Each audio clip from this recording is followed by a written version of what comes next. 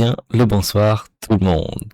C'est pas parce que c'est mon anniversaire que je vais pas faire de vidéo et aujourd'hui je vais faire vidéo culture. C'est quelque chose que j'aime bien en ce moment. Alors laisse-moi juste remettre mon, voilà, mon épaule. Euh, voilà, petite vidéo aujourd'hui encore. Si jamais les autres ne vous ont pas plu auparavant, alors attendez, hop, je monte juste un peu la qualité. Voilà. Donc si jamais les autres vous ont plu auparavant, n'hésitez pas à me le faire comprendre en mettant des likes, en vous abonnant, tout ça, même en les regardant, en les partageant aussi, parce que c'est vrai que les vidéos longues, elles mettent beaucoup plus de temps à être vues. Enfin, elles sont juste pas vues, mais c'est pas grave. Je suis pas tout seul, donc je vous propose de partir directement. Donc, les thèmes du jour qui vont être... Suspense. Religion, art et sociologie. Ah, donc nous avons le nouveau thème, là, que je vous ai parlé du coup hier. Et je vous ai dit qu'on le reverrait bientôt, donc voilà, c'est directement au moins. Et nous avons art et religion, deux thèmes que nous n'avons jamais eu, il me semble. Il me semble. Il me semble qu'on n'a pas eu ça. Donc on va commencer sans plus tarder pour la religion. Et ça sera sur l'histoire de la Sangha bouddhiste. Tout commence dans le parc Odin de Sarnath, peu après l'éveil de Bouddha. Il retrouve 5 anciens compagnons d'ascèse et leur expose les 4 nobles vérités, posant ainsi la première pierre d'une structure révolutionnaire pour l'époque. Ce groupe de disciples forme le Sangha, un terme sanskrit désignant une communauté unie autour d'un idéal de libération spirituelle.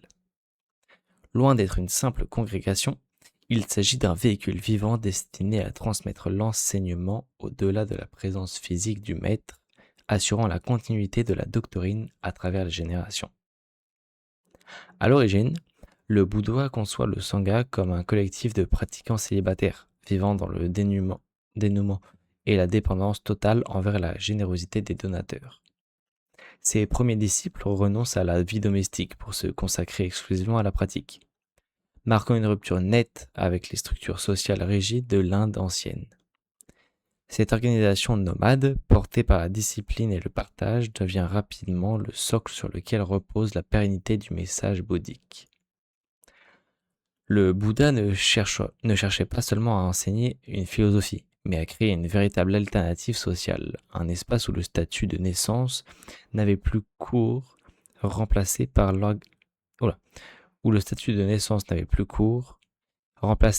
l'engagement envers la discipline et la sagesse collective. Comment cette structure a-t-elle intégré ceux qui ne sont pas moines ? Le mot Sangha est polysémique et son usage a glissé au fil des siècles. Si la définition stricte désigne uniquement l'ordre des disciples ordonnés, moines et nonnes, l'usage courant englobe désormais l'ensemble de la communauté bouddhiste.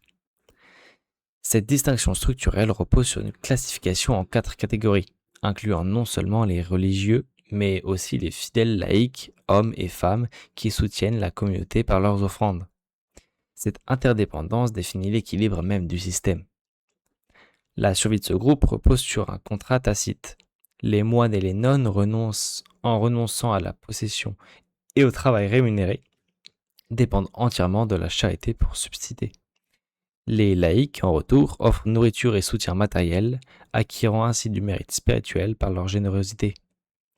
Ces pratiques de la mendicité, loin d'être une simple nécessité économique, transforment chaque repas en un acte de communion entre celui qui transmet le dharma et celui qui permet à cette transmission de perdurer. L'organisation interne, bien que souple, s'est structurée autour du Vinaya, le code de discipline monastique qui régit la vie quotidienne, les relations et les résolutions du conflit au sein du groupe. Cette codification rigoureuse a permis au Sangha de traverser les frontières et les cultures sans perdre son identité fondamentale. Contrairement à d'autres mouvements religieux de l'époque qui se sont rapidement fragmentés, cette structure a maintenu une cohérence doctrinale remarquable en s'appuyant sur ces règles communes appliquées uniformément de l'Inde jusqu'aux confins de l'Asie du Sud-Est. Le bol pour la le bol pour la mendicité, l'objet le plus emblématique du moine, ne servant pas seulement à recueillir la nourriture, mais symbolisait également la vacuité. Il était conçu pour ne contenir que ce qui est nécessaire pour la journée, empêchant toute accumulation des biens matériels par les disciples. Donc ça, c'était la religion, du coup.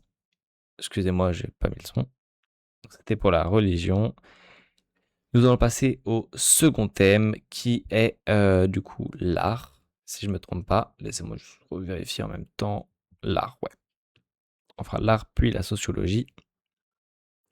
Alors, l'art.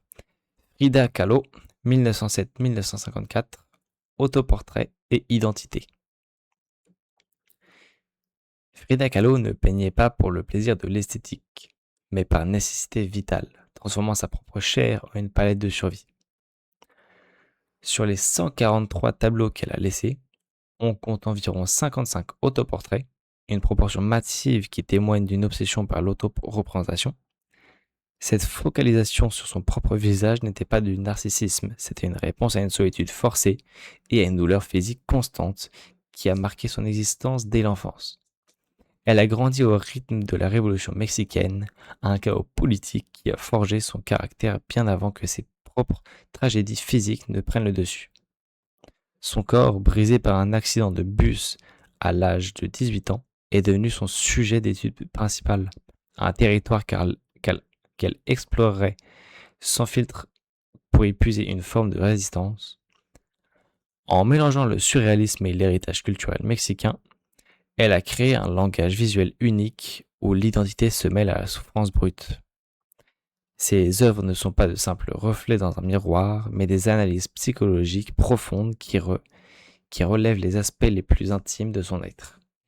Elle a fini par devenir l'icône de la mexicanité, utilisant ses vêtements traditionnels et ses traits distinctifs pour affirmer une identité politique culturelle indissociable de son art. Mais comment un simple miroir a-t-il transformé son lit en atelier? L'immobilisation forcée de Frida Kahlo, après son accident, a dicté la forme même de son art. Clouée au lit pendant des mois, elle a commencé à peindre grâce à un chevalet spécial conçu par sa mère et un miroir installé au plafond. Cette perspective forcée, ce face-à-face permanent avec elle, explique pourquoi l'autoportrait est devenu sa grammaire fondamentale. Elle était le sujet qu'elle connaissait le mieux, le seul qu'elle pouvait observer sans interruption pendant des journées entières de convalescence. Au-delà de la douleur physique, ces autoportraits intègrent des symboles complexes de la cosmogonie précolombienne et de la nature mexicaine. Elle utilisait des singes, des colibris, des racines pour illustrer les liens avec la terre et ses luttes internes. Chaque détail de ses sourcils joints à ses coutumes de Tehuana servait à construire une identité de résistance face à l'influence culturelle européenne et américaine. Ces tableaux agissaient comme un jugement sur sa propre condition, transformant son anatomie souffrante en un manifeste politique et émotionnel. Cette mise en scène de soi a atteint un sommet de complexité dans des œuvres comme les deux Frida, où elle a exploré la dualité entre ses racines européennes et mexicaines, ainsi que son déchirement émotionnel après son divorce avec le muraliste Diego Rivera. Elle ne se contentait pas de montrer sa blessure, elle l'exposait comme une source de pouvoir. Sa peinture était une manière de reprendre le contrôle sur un corps qui l'avait trahi. On estime que Frida Kahlo a subi au moins 32 opérations chirurgicales au cours de sa vie, une réalité médicale qui transparaît dans la précision presque chirurgicale de certains de ses tracés anatomiques. Donc voilà pour l'histoire de Frida Kahlo. Et du coup, ces nombreux portraits, autoportraits, et on comprend mieux du coup d'où tout ça vient. Et on passe directement au troisième thème. Si jamais tout ça vous plaît, n'hésitez pas à vous abonner, à liker, tout ça, même si j'ai beau peut-être me répéter, je sais, mais c'est vrai que ça me soutient énormément à faire ces vidéos. Même si c'est pas ça que je cherche, mentalement ça fait toujours du bien et puis c'est un petit bonus. Donc nous passons à la sociologie. Alors, sociologie, c'est le nouveau thème, comme je vous l'ai dit. Donc, on va regarder pour l'influence de la proximité sur l'attraction. On aime croire que nos coups de foudre naissent d'une alchimie mystique ou d'une compatibilité d'âme, mais la réalité est souvent plus terre à terre. La proximité physique agit comme le moteur silencieux de nos relations sociales en multipliant les occasions de contact. Plus vous croisez une personne dans votre hall d'immeuble ou à la machine à café, plus les chances de développer une affection pour elle grimpent en flèche. Ce phénomène ne repose pas sur une décision consciente, il s'agit d'une mécanique de confort.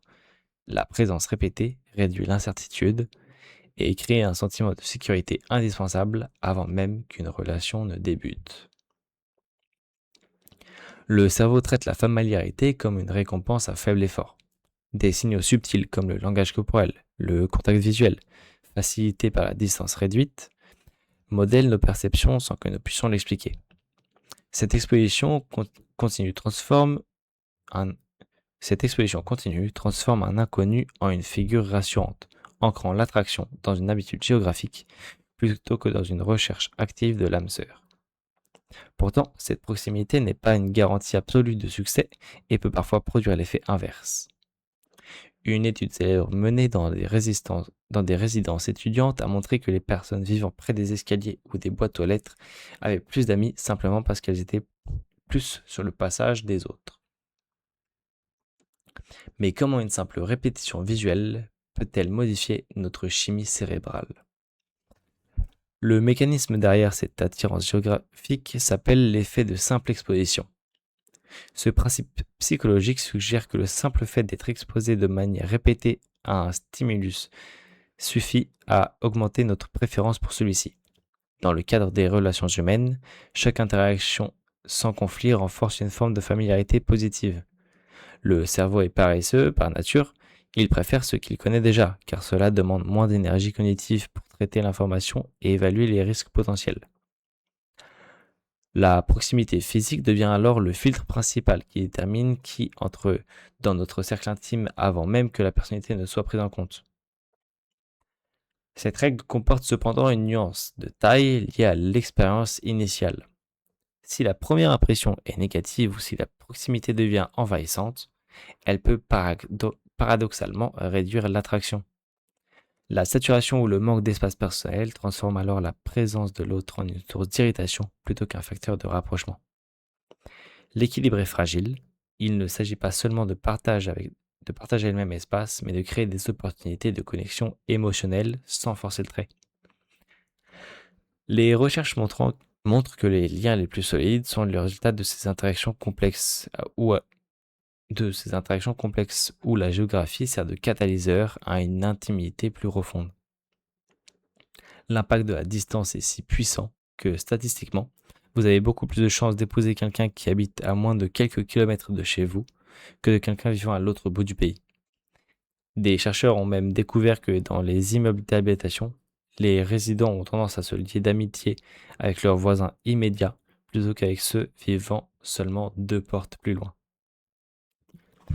Petit après coup, j'aime beaucoup le thème de la sociologie. C'est vrai que le comportement humain et sociétal, du coup, est très intéressant, je trouve. Savoir comment on réagit, comment les gens réagissent la plupart du temps. C'est une généralité, c'est des sciences, mais voilà. Et ben, j'aime beaucoup apprendre sur ça. Parce que, ouais, non, c'est vraiment instruisant. Et alors, l'art aussi. L'art, c'est vrai que j'en ai pas parlé, mais l'art, c'est quelque chose de. C'est une culture incroyable et infinie, surtout. Mais la sociologie, c'est quelque chose qu'on peut côtoyer tous les jours, du coup. Vu qu'on voit toujours du monde, normalement. Voilà, c'est une généralité. Mais dès qu'on va au travail, dès qu'on va quelque part, tout simplement, dès qu'on sort dehors, on voit du monde. Et c'est vrai que comprendre le comportement des autres, comprendre pourquoi on réagit comme ça, voilà, pourquoi on est des fois irrité, des fois certaines personnes on peut pas les aimer, mais voilà. Et ben c'est vrai que comprendre tout ça, comprendre un peu le corps humain et le cerveau, parce que alors oui, c'est pas le cerveau en lui-même, mais c'est comment tu interprètes les choses et c'est la société qui te désigne ça. Et du coup, bah, c'est vrai qu'avec des recherches, bah, des gens ont trouvé que ça fait des grosses généralités. Donc c'est vrai que j'aime beaucoup savoir tout ça. Donc non, non, très, très intéressant celle-là. Et puis, bah, je trouve c'était bien encore aujourd'hui. Voilà, je commence à vraiment apprécier, je me répète encore, hein, mais je commence à vraiment apprécier les moments de culture. Se filmer, c'est pas toujours facile, hein. Là, se filmer, alors en plus avec la caméra, c'est pas la meilleure. Je suis obligé de faire des réglages à chaque fois. Genre, je dois faire les réglages d'entrée. C'est pas la meilleure qualité, je sais non plus. Niveau audio, normalement, ça va. J'espère que ça sera pas trop fort, pas trop faible ou pas trop grésillant, etc. J'ai remarqué aussi pendant que mes vidéos de culture, j'ai des tics. Toujours, je bouge comme ça, sur ma chaise. Du coup, ça vous fait un effet de balancier. Alors, j'essaie de me canaliser pour parler, ne pas trop vous perturber. Mais voilà. Donc, c'est fini pour aujourd'hui. Et puis, bah, moi, je vous dis sur ce, à plus.